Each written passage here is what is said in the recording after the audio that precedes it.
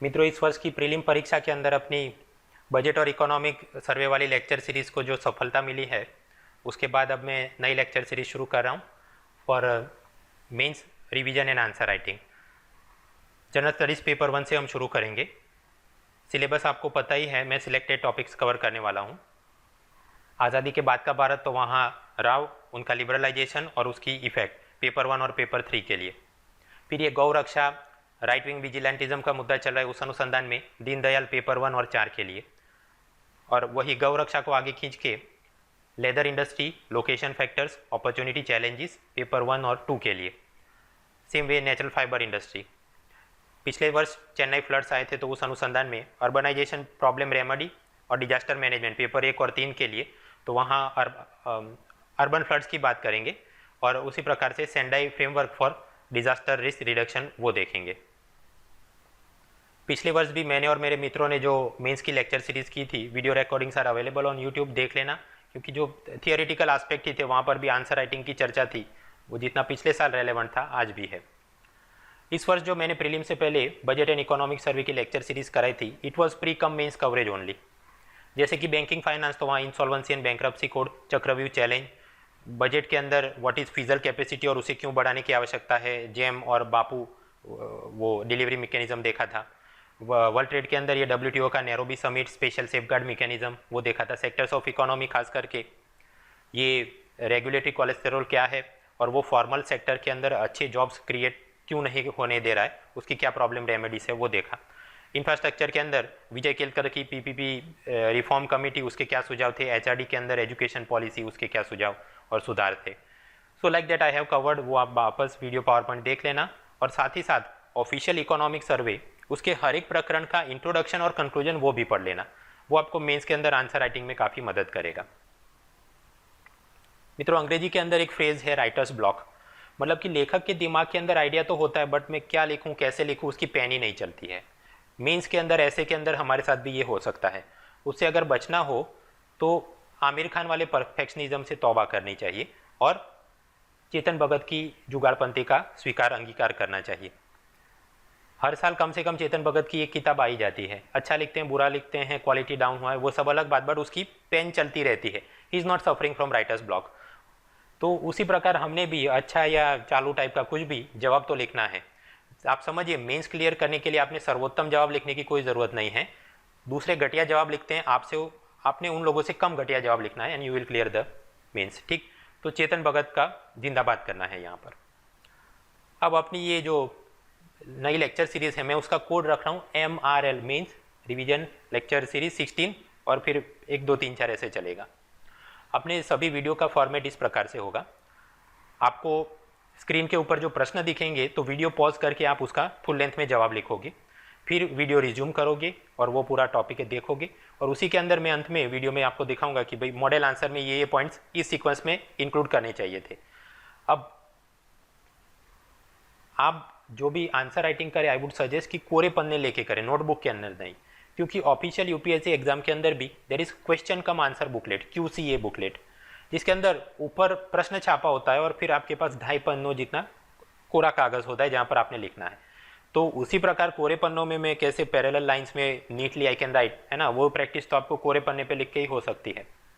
और आप इस प्रकार से जब कागज में लिख रहे हैं, तो दोनों ही साइड 1-1 इंच का मार्जिन भी छोड़ देना, क्योंकि ओरिजिनल आंसर शीट ऐसी होती है।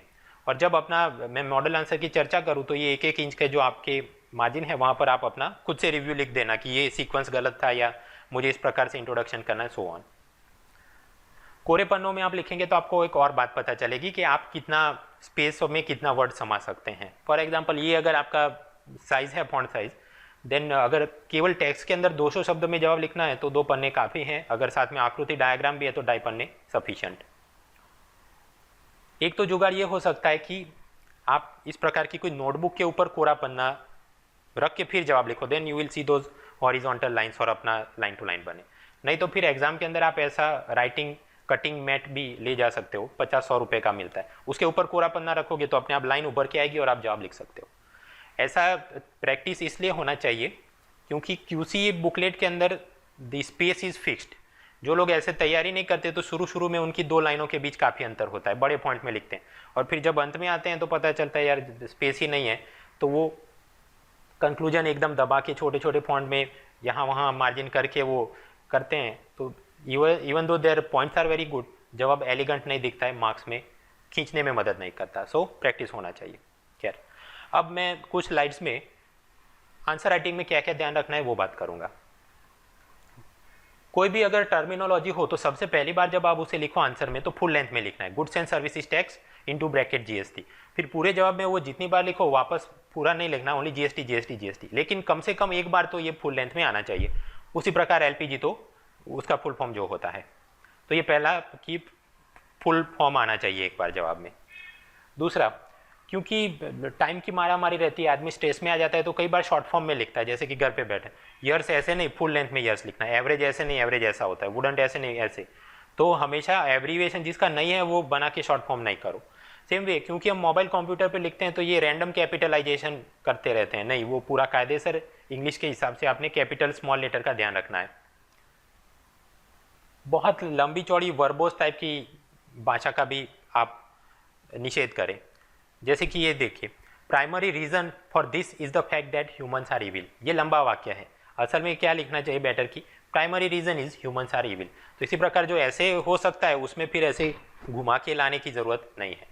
Same way, you should avoid too much passive voice, it is suggested that, it was observe that, it is recommended that, ऐसे नहीं, जो है सीधा लिखो ताकि स्पेस भी बचे, एग्जामिनर का ध्यान जाए और टाइम भी अपना पूरा रहे।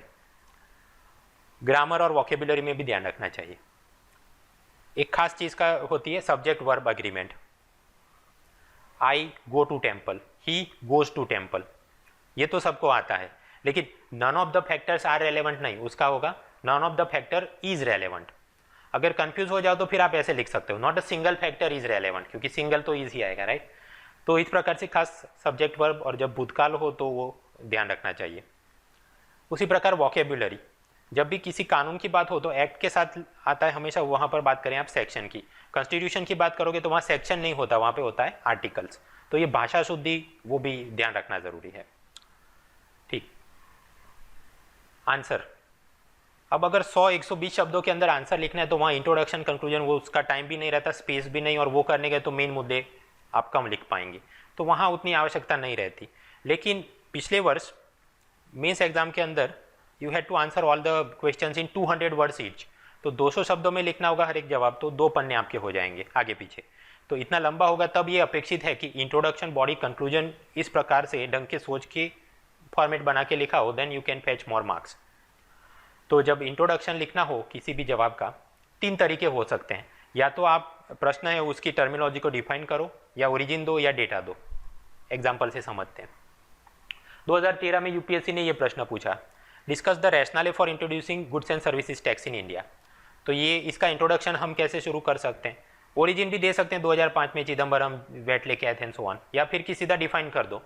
डिफाइन करना आसान है, जीएसटी क्या है, इनडायरेक्ट टैक्स है, राइट, कंजम्पशन पे लगता है, जहाँ पर वो खपत हो रही है वहाँ पे लगता है। तो goods and services tax is the destination based indirect tax on consumption, ये व्याख्या हो गई।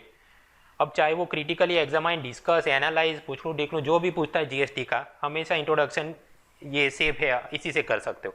GST is a destination based tax, indirect tax on consumption, बराबर है।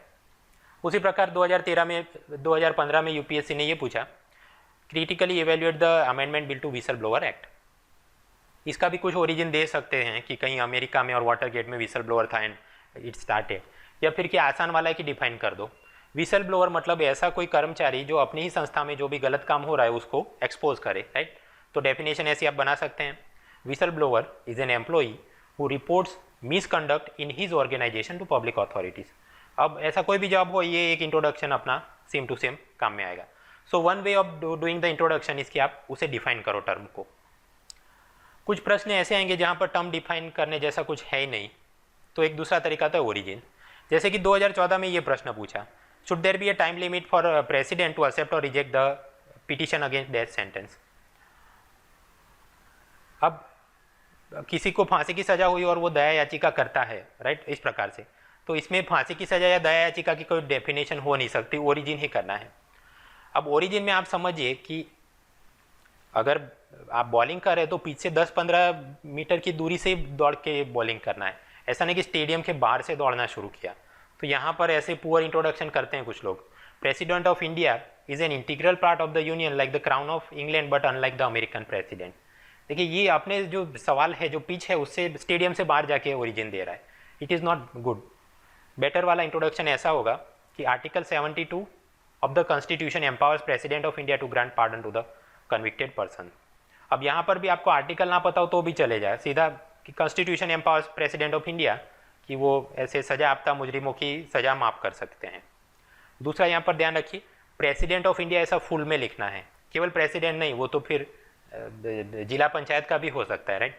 तो जो भाषा शुद्धि का ध्यान रखना चाहिए वो इस प्रकार से हमेशा फ्रेज जो पूरा है वो आप लिखें, ठीक। तो इस प्रकार से ओरिजिन दे सकते हैं, इस प्रकार से भी इंट्रोडक्शन हो सकता है।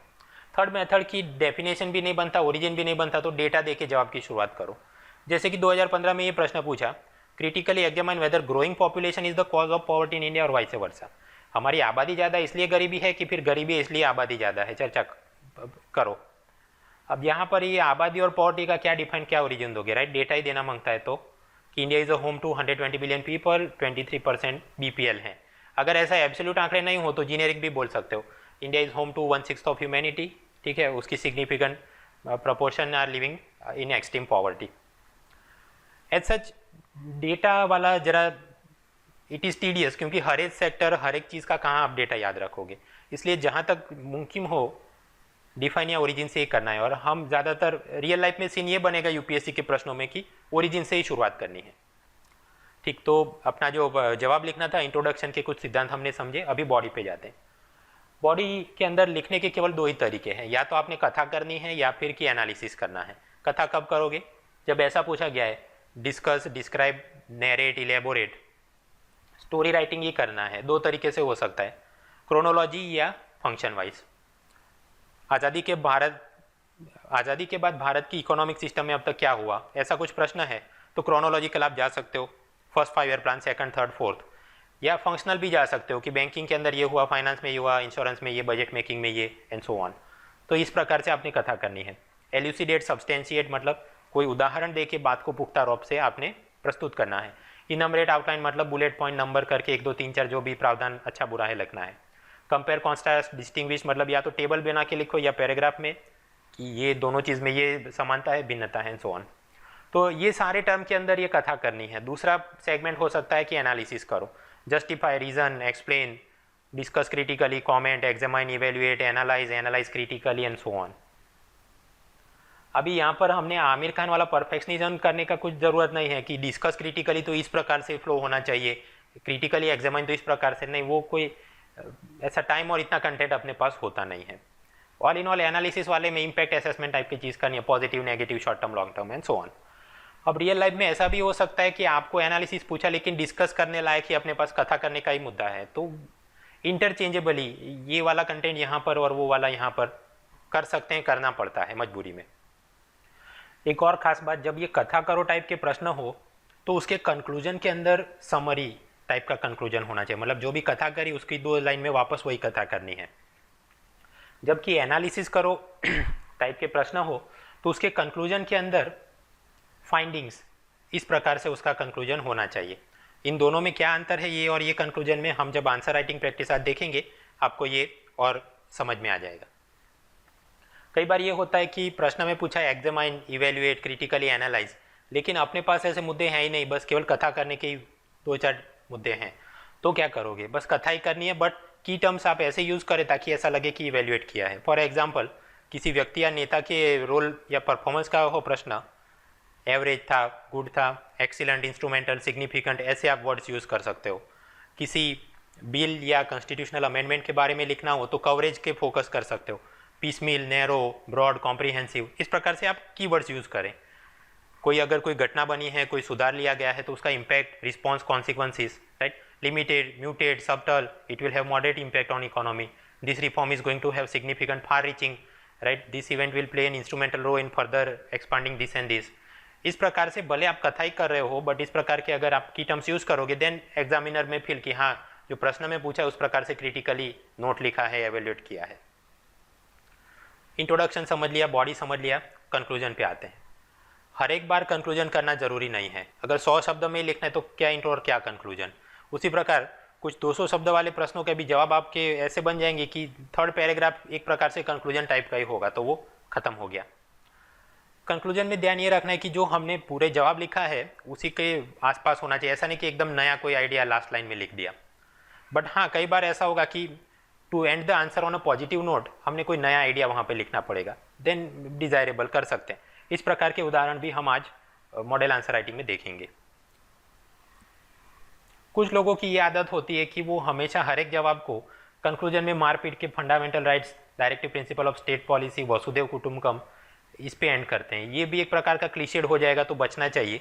एक पेपर में मैक्सिमम 1 या 2 बार ये आप हथियार यूज़ करें, हर एक में ऐसे फिट मत करो। ठीक, अब शुरू करते हैं।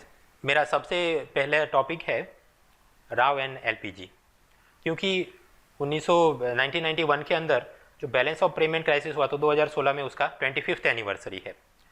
और जैसे एक ज़माने में भगत सिंह पे 3 फिल्में बनी थी, देवगन, बॉबी देओल और तीसरा कोई, सेम वे पिछले 1 साल की साइकिल के अंदर 3 लोगों ने राव पे किताब लिख दी। पहले जयराम रमेश ने लिखा, फिर ये विनय सीतापति हाफ लाइन करके बायोग्राफी लिखी, एंड देन संजय बारू उसने किताब लिखी। और संजय बारू तो यहाँ तक बोलते हैं कि Rao was the modern day Chanakya और उसको तो भारत रत्न देना चाहिए। तो अब ये लोग किताबें लिख रहे हैं, मतलब हिंदू इंडियन एक्सप्रेस में इनका रिव्यू आएगा। फिर क्योंकि 25वीं सालगिरह है तो कुछ उस टाइम के बीडे मास्टर जैसे हमारे ज़माने में तो ऐसा बोल के पूरा लिखेंगे लाइसेंस कोटा के बारे में, तो चर्चा में चलते रहता है। डायरेक्टली इनडायरेक्टली इसमें कम तो पढ़ेंगे। ये हमें कहाँ पर परेशान कर सकता है।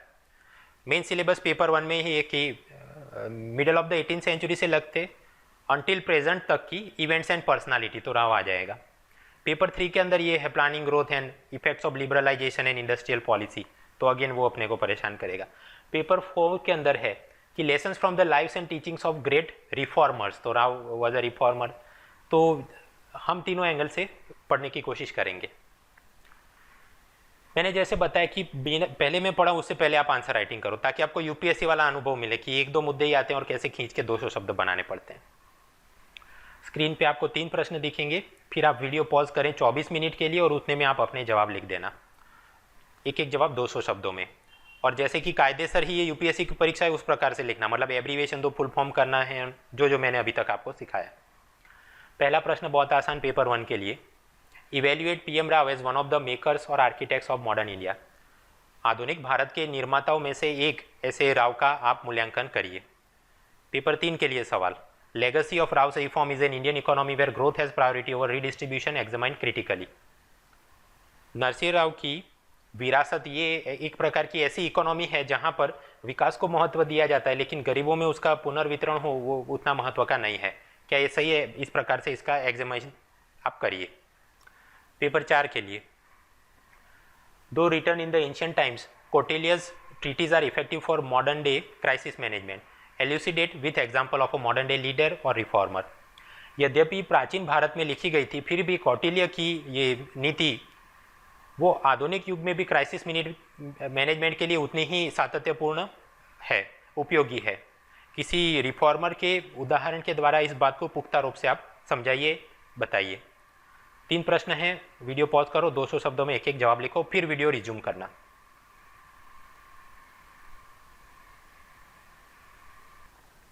Welcome back. आई होप कि आपने फुल लेंथ में जवाब लिखे हैं। एक एक करके हम अब टॉपिक्स देखेंगे। सबसे पहला अपना प्रश्न था, evaluate PM Rao as a maker of modern India. अब कोई भी जैसे ही राव का नाम आएगा तो लोगों को ज़्यादातर सूझता है या तो एलपीजी रिफॉर्म्स या फिर कि बाबरी मस्जिद। लेकिन आप समझिए, जब प्राइम मिनिस्टर का इवेल्युएशन करना as a maker of modern India, तो कम से कम 3 आयामों पे बात होनी चाहिए। एक तो इकोनॉमी के लिए क्या किया, दूसरा वेलफेयर के लिए, पिछड़े वर्ग के लिए, ह्यूमन डेवलपमेंट के लिए उसने क्या किया, एंड लास्टली विदेश नीति डिप्लोमेसी में उसका क्या रुख रहा। कम से कम इतनी 3 बात तो होनी चाहिए, अदरवाइज आपका जवाब कच्चा है, अधूरा है। डिप्लोमेसी से शुरुआत करते हैं। आप जानते ही होगी कि राव माइनॉरिटी गवर्नमेंट में थे और बीओपी क्राइसिस के चलते देश की इकोनॉमी खड्डे में गई थी। तो स्वाभाविक है कि वो डिप्लोमेसी के नाम पे हर एक देश के साथ में ये अच्छा बुरा करूँ, उसके पास टाइम होगा ही नहीं। फायर फाइटिंग चल रहा था, राइट। फिर भी कम से कम पाकिस्तान और चाइना पे उसने क्या किया, और क्योंकि पाकिस्तान तो न्यूक्लियर बॉम्ब वाला इशू, तो न्यूक्लियर पॉलिसीज़ का क्या रहा, CTBT NPT पे क्या रुक था इसका। बाकी के जो चिटपुट अपने नेबर्स हैं, Sri Lanka, Myanmar, Bangladesh, right, obviously he was too busy with his own problem. हर एक टिच्चू के साथ वो, उसके पास वो टाइम होगा नहीं। उसी प्रकार USSR का पतन हुआ था, रशिया बना था, तो अब क्योंकि हवा पश्चिम की ओर मुड़ गई थी, he would be more busy with USA rather than Russia. तो USA के साथ क्या रहा, रशिया पे फोकस करने की ज़रूरत नहीं है, क्योंकि गल्फ वॉर हुआ था, क्रूड ऑयल के दाम बढ़े थे, बाबरी मस्जिद वंश, तो इसके बाद ये अरब कंट्री, इस्लामिक कंट्री, उसके साथ उसने सौहार्दपूर्ण संबंध के लिए क्या किया होगा। एंड लास्टली, जैसे हमारी क्राइसिस वैसे ही बाकी के एशियन कंट्रीज़, उन्होंने भी LPG रिफॉर्म्स ले लिए थे शायद हमसे पहले, तो उनके साथ अपना शेयरिंग के लिए क्या किया था। तो इन मुद्दों पे राव की क्या स्ट्रेटेजी रहा था वो हमको पता होना चाहिए। एक एक करके देखते हैं। सबसे पहले Rao foreign policy on Pakistan. जब भी अपना खराब समय चल रहा हो तो ओंगे पोंगे लोग भी आके होशियारी मार जाते हैं, राइट। सेम वे ये भारत का बुरा वक्त चल रहा था, बैलेंस ऑफ पेमेंट क्राइसिस था, ये राजीव गांधी का असैसिनेशन और उसके बाद पूरी पॉलिटिकल अनसर्टेनिटी और भय का माहौल, तो पाकिस्तान टशन में आ गया, लोहा गर्म है मार दो हथौड़ा, अभी भारत कमज़ोर है उसे और सबक सिखाते हैं। तो ये Nawaz Sharif UN human rights commission Geneva के अंदर एक प्रस्ताव स्पॉन्सर करता है, ये कश्मीर वाले इशू पे कि भारत की सिक्योरिटी फोर्सेस द्वारा वहाँ मानव अधिकारों का भंग किया जा रहा है, उन्होंने एक पपेट रिजिम को वहाँ पे बिठा दिया एंड सो ऑन। तो अब इस पे वोटिंग होने वाला था। वहाँ पर फायर फाइटिंग करने के लिए नरसिम्हा राव ने IFS ऑफिसर्स को नहीं भेजा, बिकॉज वो IFS ऑफिसर्स के प्रति उनका उतना अच्छा रवैया नहीं था।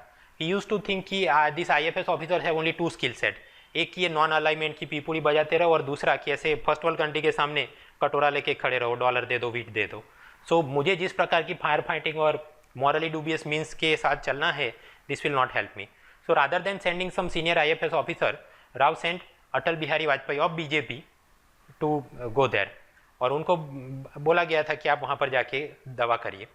वाजपेयी ने अलग अलग देशों के राजनेताओं के साथ, राजदूतों के साथ वहाँ पर विमर्श किया, बाटली में उतारा, साम दाम दंड भेद सब कुछ, और अंत में सबको उन्होंने कन्विंस कर दिया। और पाकिस्तान को ये पता चल गया कि अगर ये कश्मीर रेजोल्यूशन पे UNHRC में वोटिंग होगा तो हम ऑब्वियसली डिफीट हो जाएंगे, सब लोग भारत को ज़्यादा वोट देने वाले हैं। तो अपनी फजीहत ना इसलिए नवाज शरीफ ने वो प्रस्ताव खुद ही वोटिंग से पहले वापस खींच लिया। So it was a major diplomatic win. और इससे हमको ये भी समझने को मिलता है राव की लीडरशिप के बारे में, right man for the right job, और कब डेलीगेशन करना है वो उनको पता था। बट इस पूरी घटना से उन्होंने सबक लिया कि पाकिस्तान के साथ कुछ ज़्यादा अपेक्षा रखनी नहीं चाहिए। So he continued the dialogue but without much expectation कि ये पूरा कश्मीर का मुद्दा हल हो जाएगा या एनीथिंग। फिर उन्होंने फिर भी ये सियाचिन के ऊपर डीमिलिटराइजेशन के लिए प्रयत्न किया कि दोनों देश की सेना अगर वहाँ अपना कम कर दे तो उतना आदमियों को तकलीफ कम, खर्चा कम हो जाएगा। इस प्रकार का एक अग्रीमेंट भी ड्राफ्ट किया था।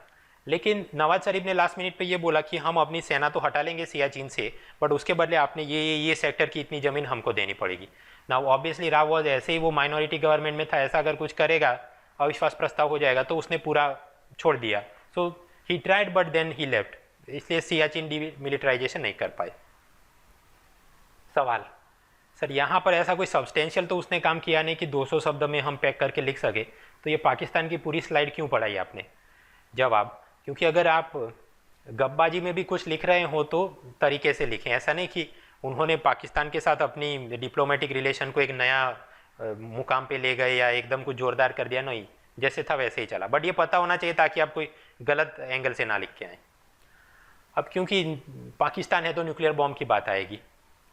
ये रॉ एजेंट्स के द्वारा राव को पता चला कि नॉर्थ कोरिया और चाइना की मदद से पाकिस्तान ने कम से कम 10 न्यूक्लियर बॉम्ब बनाने का उनके पास सामान है इन द ईयर 1991। तो हमने भी जल्दी से कुछ करना पड़ेगा। नरसिम्हा राव ने एक साइंटिस्ट R चिदम्बरम को बोला कि आप अब ये टीम बनाइए और न्यूक्लियर बॉम्ब का डिज़ाइन डेवलपमेंट चालू करो। साथ ही साथ उन्होंने डॉक्टर कलाम को बुलाया और उन्हें DRDO का चीफ बना दिया। क्योंकि आप समझिए, न्यूक्लियर बॉम्ब हमने केवल बना दिया वो पर्याप्त नहीं है, उसको जाके धमाका भी करना पड़ता है। अब ये ऐसा तो नहीं कि थैली में रख के साइकिल स्टैंड में पाकिस्तान के जवेरी बाजार में रख के चले आए, right. We have to develop special missile जिसमें ये फिट हो सके और फिर छोड़ सके, रेंज होना चाहिए, एक्यूरेसी। तो उन्होंने डॉक्टर कलाम को ये जिम्मेदारी दी कि आप DRDO के चीफ हैं अब से, और ये इस प्रकार का मिसाइल बनाइए और साथ साथ हाइड्रोजन बॉम्ब की भी टेक्नोलॉजी एक्सप्लोर करो। कलाम ने वो जिम्मेदारी का स्वीकार किया। 93 में उसने पृथ्वी-1 मिसाइल टेस्ट किया। उसकी रेंज इतनी थी कि पाकिस्तान पूरा कवर हो जाता, बट उन्हें ये लगा कि चाइना को भी डर दिखाना मांगता है, तो 94 में अग्नि-1 मिसाइल टेस्ट किया, जो पाकिस्तान को तो पूरा कवर करता था और चाइना के कुछ कुछ हिस्सों तक कवर करता था। फिर आगे चल के उन्होंने पृथ्वी-1, 2, 3, 4, अग्नि 2, 3, 4 इस प्रकार से करते रहे ताकि उसकी स्पीड, लेंथ, कवरेज, एक्यूरेसी वो सब बढ़ा सके। सो like that he was the missile man of India.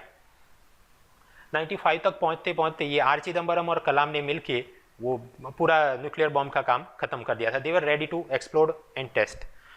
लेकिन राव ने बोला नहीं, अभी चुनाव आ रहे हैं, वो खत्म हो जाए, मेरे को मेजोरिटी मिले फिर हम लोग करते हैं। But unfortunately he couldn't win the election. उसके बाद 96 में थोड़े दिनों के लिए वाजपेयी सरकार आई, बट उसे पता था मेरी सरकार गिर जाएगी, तो उन्होंने वो एक्सपेरिमेंट नहीं किया।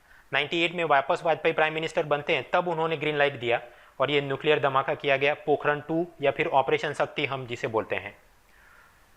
और जब राव का देहांत हुआ तब वाजपेयी ने उनकी यूओलॉजी में यही लिखा है कि he was the original father of ये न्यूक्लियर प्रोग्राम, क्योंकि मैंने तो केवल स्विच में धमाका ही किया, बनाने का काम तो आप देखिए 91 से उन्होंने धीरे धीरे शुरू कराया था।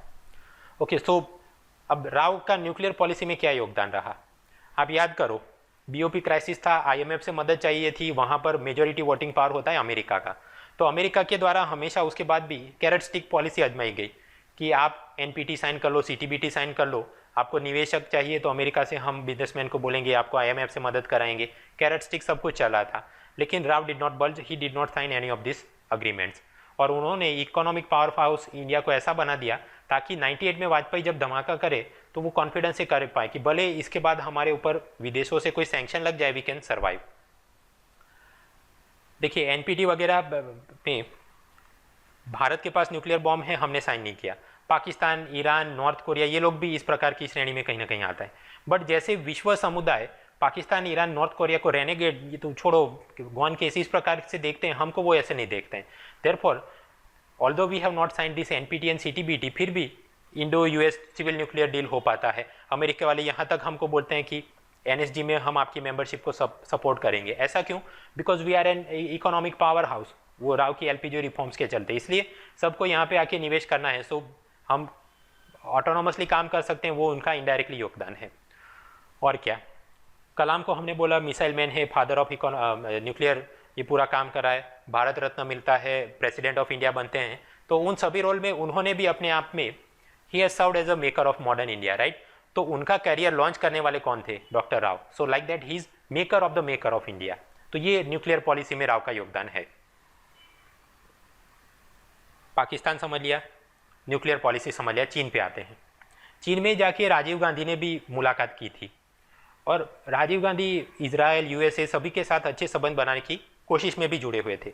बट उसके बाद ये बोफोर्स कांड सामने आया और वो फिर कॉशियस हो गए कि अगर मैं USA या चाइना या इजराइल के साथ कुछ करूंगा तो ऑब्वियसली ऑलवेज डिफेंस डील की कुछ बात आएगी और वापस कोई आक्षेप करेगा कि यहाँ पर ब्राइबरी हुई है।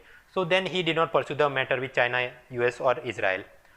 आपको पता होगा कि राजीव गांधी ने ये श्रीलंका के अंदर इंडिया पीस कीपिंग फोर्स भेजा था LTT के सामने लड़ने के लिए, लेकिन वहाँ पर भी हमें असफलता मिली थी और राजीव गांधी की बहुत किरकिरी हुई थी। तो उसके बाद वो इवन नेबर्स की भी साथ फॉरेन पॉलिसी में, जस्ट लाइक मनमोहन सिंह का पॉलिसी पैरालिसिस था, राजीव गांधी का भी डिप्लोमेसी में एंड ईयर्स के अंदर पॉलिसी पैरालिसिस ही चल रहा था। उसके बाद VP सिंह, चंद्रशेखर राव आते हैं। राव ने क्या किया? चाइना के प्रीमियर मतलब प्राइम मिनिस्टर को भारत बुलाया और बॉर्डर अग्रीमेंट साइन किया। पूरा उसका एग्रीमेंट ऑन मेंटेनेंस पीस जो भी है, आपने को इतना याद रखना कि बॉर्डर के लिए एक अग्रीमेंट साइन किया जिसके अंदर इंस्टीट्यूशनल मैकेनिज्म का प्रावधान था कि हमारे ये अफसर होंगे, आपके ये अफसर ये मार्केशन के लिए ऐसा करेंगे, अगर कोई एनक्रोचमेंट होगा तो इस प्रकार से हम तुरंत उसे डीएस्केलेट कर लेंगे एंड सो ऑन। और उसका फास्ट फॉरवर्ड में नतीजा ये है कि it is India China border is one of the most peaceful international border in the world. जैसे पाकिस्तान और बांग्लादेश में हमारा ये आ गया वो गया, दैट इज़ नॉट हैपनिंग। तो ये उनका एक बड़ा योगदान रहा है कि वो बॉर्डर के ऊपर पीस अग्रीमेंट कराया।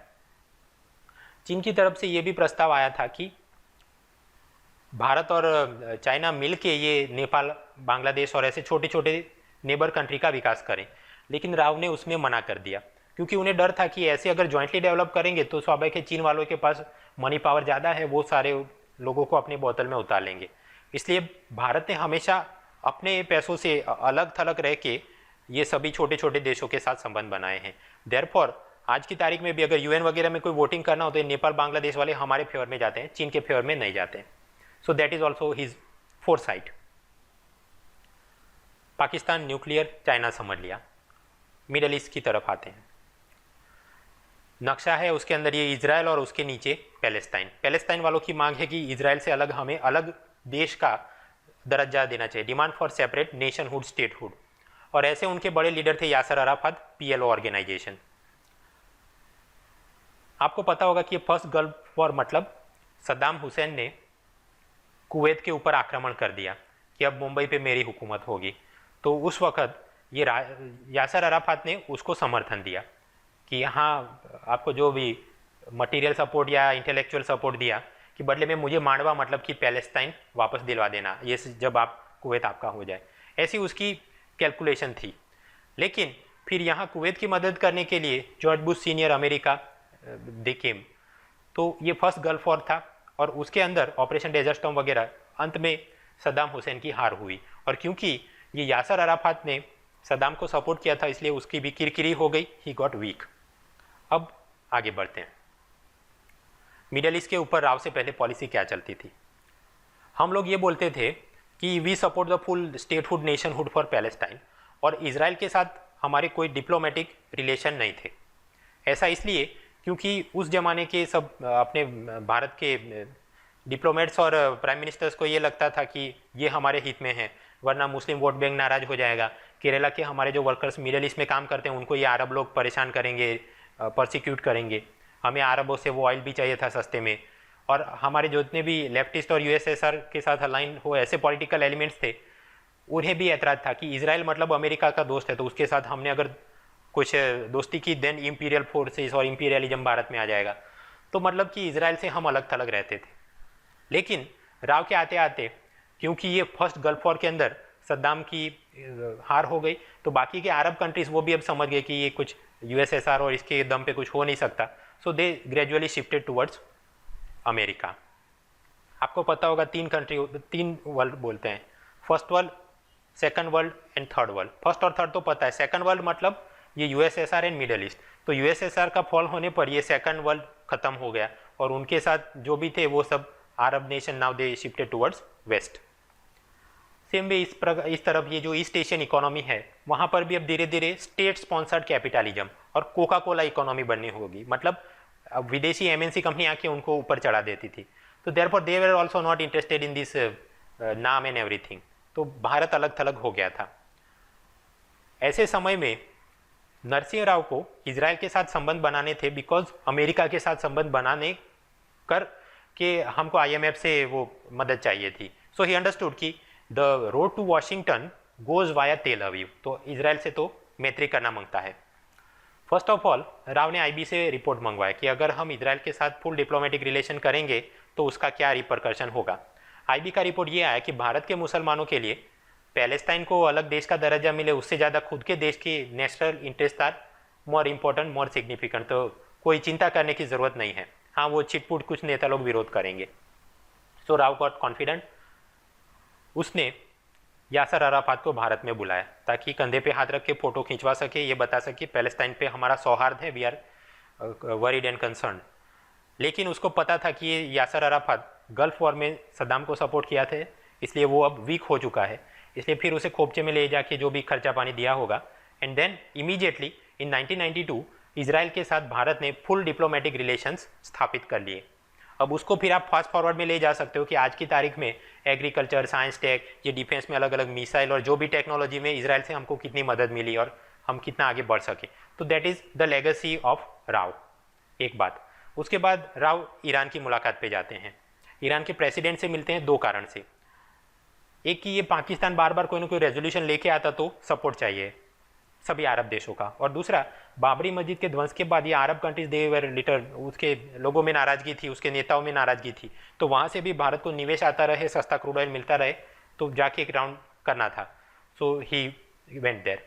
इसका आप फास्ट फॉरवर्ड कर सकते हो कि उस वक्त से ईरान के साथ हमारे जो अच्छे संबंध उन्होंने बना के रखे, तो आगे चल के मोदी 2015-16 में जाते हैं, अग्रीमेंट साइन करते हैं, राइट, चाबहार पोर्ट की बात कर लो, या फिर कि भारत को सस्ते में ऑयल मिलेगा और बदले में हम उनको वीट बेचेंगे एंड सो ऑन। तो ये सब की भी नींव किसने रखी? राव ने रखी। अमेरिका के ऊपर देखिए, Pakistan, nuclear, China, middle east समझ लिया, अमेरिका पे आते हैं। यूएसएसआर का पतन हो चुका है, रशिया बनता है, बट क्योंकि नया कंट्री था, थोड़ा वीक था। राव ने ये बोला कि हम अपने दोस्त जब कमज़ोर हो जाए तो उनको छोड़ नहीं देते, बट साथ साथ नए दोस्त भी बनाने ज़रूरी हैं। So therefore he went to a visit of USA, president Clinton से मिले, कुछ बिजनेस डील करवाई और उनको आमंत्रित किया। उस वक्त तो खैर मुलाकात वो नहीं आए, बट फास्ट फॉरवर्ड आगे चल के जब वाजपेयी प्राइम मिनिस्टर थे, Clinton came to visit of India. उसके बाद 2006 में जॉर्ज बुश, मनमोहन सिंह के बीच Indo US civil nuclear deal 1-2-3 agreement sign होता है। आप देखिए, एनपीटी हमने साइन नहीं किया, फिर भी वो लोग हमको मटेरियल टेक्नोलॉजी देने के लिए तैयार हुए। उससे भी आगे फास्ट फॉरवर्ड करो, 2015 26 जनवरी की परेड में चीफ गेस्ट कौन था? ओबामा। और वो आए भी और उन्होंने ये भी बोला कि भारत को यूएनएससी में परमानेंट सीट मिले, एनएसजी में मेंबरशिप मिले, उन सभी बातों का हम समर्थन करते हैं। आगे चल के फास्ट फॉरवर्ड में logistical exchange memorandum of agreement, LEMOA, मतलब एक दूसरे के मिलिट्री बेस हम रिपेयर रिहॉल के लिए यूज़ कर सकते हैं। इतनी हमारी स्ट्रॉन्ग फ्रेंडशिप हो गई है। इससे पहले के ज़माने में यूएसए मतलब हम उससे दूर रहते, imperial force and so on. Rao ने ही आप देखिए कि नींव रखी और वो कैसे कैसे एक बड़ा पेड़ हो गया अपनी मैत्री का। So that is also a legacy of Rao. आप और भी ये वाला अग्रीमेंट डिफेंस में, ये साइंस टेक्नोलॉजी में कोऑपरेशन वगैरह वगैरह जोड़ सकते हो। Last is east. In the year 1967 ये ईस्ट एशियन कंट्री के अलग अलग नेता मिले, बैंकॉक डिक्लेरेशन और आसियान ग्रुप का निर्माण किया, और उस वक्त उन्होंने भारत को आमंत्रित किया था, आप आइए, हम आपको ऑब्जर्वर भी नहीं, फुल मेंबर का स्टेटस देंगे। बट आप जानते होंगे उस वक्त हम नाम और पंचिल और ये सब पीपुड़ी बजाते थे, तो we did not go there.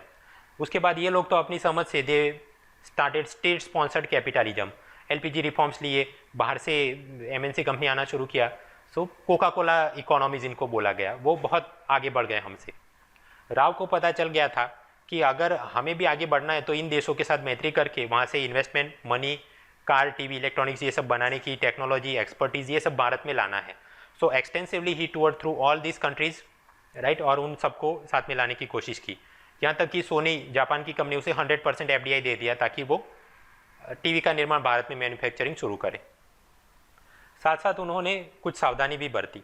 ये ईस्ट एशियन कंट्री के नेता राव को हमेशा सलाह देते कि आप फुल कैपिटल अकाउंट कन्वर्टेबिलिटी कर दो, तो यहाँ से और निवेश आपके यहाँ आ सकता है।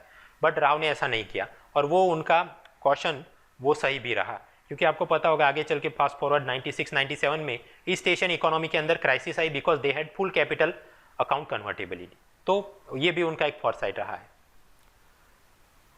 तो ये जो पूरी लुक ईस्ट पॉलिसी है, उसके वो किसके दिमाग की उपज है? Rao was the father of look east policy of India. अब इसमें कुछ नेगेटिव एस्पेक्ट भी थे, क्योंकि उन्होंने इन सब के साथ अलग अलग एग्रीमेंट वगैरह कराए, डबल टैक्सेशन अवॉइडेंस एग्रीमेंट, और उसमें ये सुधार वो सुधार करके आगे चल के हमको पता चलता है कि ये सिंगापुर, मॉरिशस, वहाँ से भारतीय ही लोग अपना ब्लैक का मनी वाइट करके राउंड ट्रिपिंग में लाने के लिए ये करते हैं। तो असल में ये कितना काम कर रहा और कितना ये सब, but all in all it has been helpful and prosperous for Indian economy.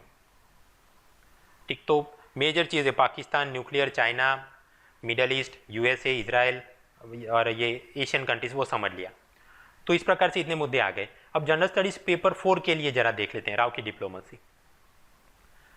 आपको पता होगा कि गांधी ही बिलीव्ड इन साधन शुद्धि, कि हमें स्वतंत्रता तो लेनी है बट मार के या खून बहा के नहीं लेनी है, राइट, अहिंसा से। तो मतलब means need to be noble, goal need to be noble. Kautilya को या Machiavelli, they did not believe in this things. वो तो ये बोलते थे कि अपना गोल हासिल करने के लिए मॉरली डूबियस चीज़ें भी करनी पड़े तो वो बराबर है, और राव इन्हीं को सब्सक्राइब करते थे।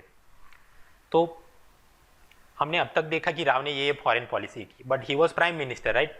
तो फॉरेन मिनिस्टर कौन था?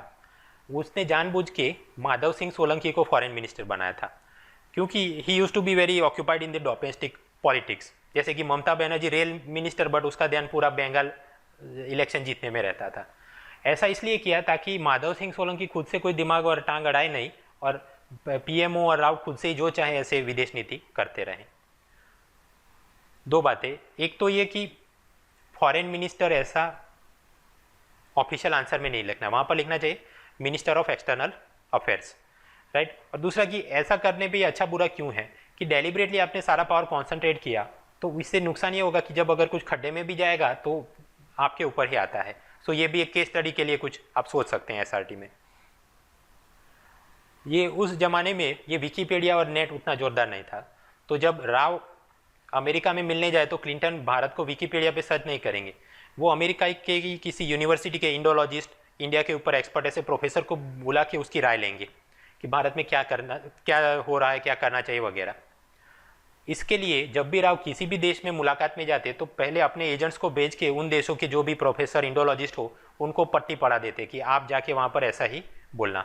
So that is one type of all, आप सोच सकते हैं वो अच्छा बुरा इंटरप्रिटेशन की बात है।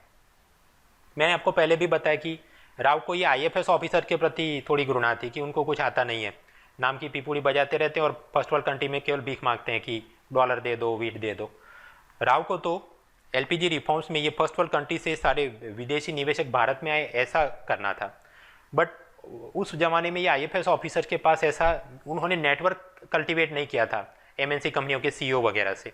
इसलिए फास्ट फॉरवर्ड करने के लिए राव ने ये तांत्रिक चंद्रस्वामी और ऐसे चलता पुर्जा टाइप के लोगों को सहारा लिया कि उनकी मदद से वो अप्रोच कर सके विदेशी एमएनसी के मालिकों को और वो भारत में आके कुछ करें। तो ये भी क्या हुआ, एक मॉरली ड्यूबियस मीन, और उसका एंड रिजल्ट ये हुआ कि इन सब लोगों के चलते हवाला ट्रेडिंग, हॉर्स ट्रेडिंग, ये सब के अंदर राव का भी नाम खराब हुआ। तो अपने को सिचुएशन रिएक्शन के अंदर ये जानने को मिलता है कि शॉर्टकट लेने के लिए बराबर निवेश तो भारत में आए, बट ऐसे अगर लोगों की आप मदद लेंगे it can hurt you some other way, तो ध्यान रखना चाहिए।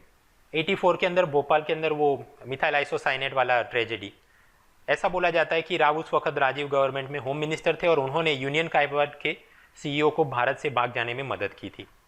सो मे बी वो भी एक कारण हो सकता है कि राव जब तक प्राइम मिनिस्टर थे वहाँ पर वो सब एमएनसी के लोग ये समझते हैं कि ease of be doing business है, आके जो करना है करो, एनवायरनमेंट बिगाड़ो, कोई पूछने वाला है नहीं। सो दैट इज़, वो भी आप मुद्दे सोच सकते हैं। हम लोग पढ़ रहे थे, अपना प्रश्न था evaluate Rao as a one of the makers of modern India. तो उसमें हमने ये डिप्लोमेसी वाला एंगल, वहाँ पाकिस्तान, न्यूक्लियर नेबर्स, वो तो छोड़ा, रशिया को भी ध्यान नहीं देना है, यूएसए, मिडल ईस्ट एशिया, उस पर उनकी क्या नीति रही, अच्छे खासे मुद्दे हैं, हम लिख सकते हैं। Now we move towards the second two pillars, economy के लिए क्या किया, वेलफेयर के लिए क्या किया।